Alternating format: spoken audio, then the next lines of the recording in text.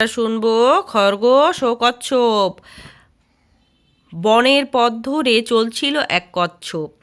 পথের পাশে ঝোপের ভেতরে ছিল এক খরগোশ। কচ্ছপের হাঁটার ধরন দেখে সে আর হাসি ধরে রাখতে পারল না। হাসতে হাসতে সে কচ্ছপের সামনে এসে দাঁড়ালো। খরগোশকে দেখে থমকে দাঁড়িয়ে পড়ল কচ্ছপ। জিজ্ঞেস করলো, কি ভাই, খুব যে হাসছো, ব্যাপার কি? শুনে খরগোশের হাসি আরও বেড়ে গেল। বলল, না হেসে আর করি কি?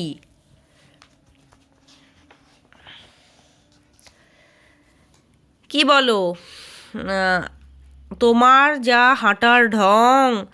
অবাক হয়ে কচ্ছপ বলল, হাঁটার দোষ কি দেখলে? আমি তো চিরকাল এভাবেই হাঁটি ভাই। খরগোশ বলল, তাই তো দেখছি, কিন্তু এমনভাবে গুটগুট করে চলে তোমার জীবন চলছে কি করে? আমি দেখছো না বাতাসের বেগে কেমন ছুটে চলি, ঝটপট সব কাজ হয়ে যায় আমার। কচ্ছপ বলল, খরগোশ ভাই, বড়ই দেমাক তোমার। আমার সঙ্গে দৌড়ের একটা লড়াই হয়ে যাক তাহলে। কচ্ছপের কথা শুনে খরগোশ কিন্তু হাসলো না, গম্ভীর স্বরে বলল, তোমার সাহস তো কম নয়, আমার সঙ্গে দৌড়ে পাল্লা দিতে চাইছো? কচ্ছপ বলল, অত কথাই কাজ কি, এসো প্রমাণ হয়ে যাক। দুইজনে মিলে তখন ঠিক করে নিল জঙ্গলের পথের শেষ প্রান্তের একটি বুড়ো বটগাছ হবে তাদের দৌড়ের শেষ সীমানা। একসঙ্গে দৌড় আরম্ভ করে যে আগে সেইখানে পৌঁছতে পারবে সে জিতবে।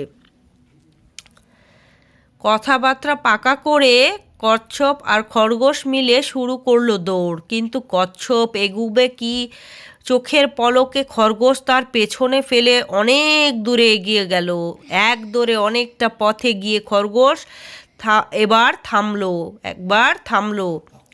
সেখানে ফিরে কচ্ছপকে কোথাও দেখতে পেল না। সে ভাবলো, কচ্ছপের এ পর্যন্ত পৌঁছাতে এখনো অনেক দেরি। এই সুযোগে গাছের ছায়ায় একটু বিশ্রাম নেওয়া যাক, পরে তার এক ছুটে বুড়ো বটতলায় পৌঁছে যেতে কতক্ষণ।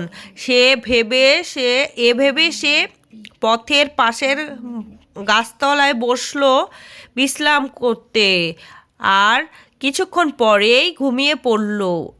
এদিকে কচ্ছপ তো গুটি গুটি পায়ে এগোচ্ছে। খরগোশকে তার আগে দৌড়ে যেতে এখনো একটু দমল না। এইভাবে চলতে থাকলো।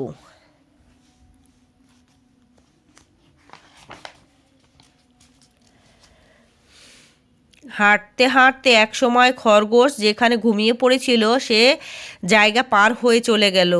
খরগোশ কিছুই টের পেল না। এদিকে ঘুম ভেঙে যেতে খরগোশ তো ধর্মর করে উঠে দাঁড়ালো।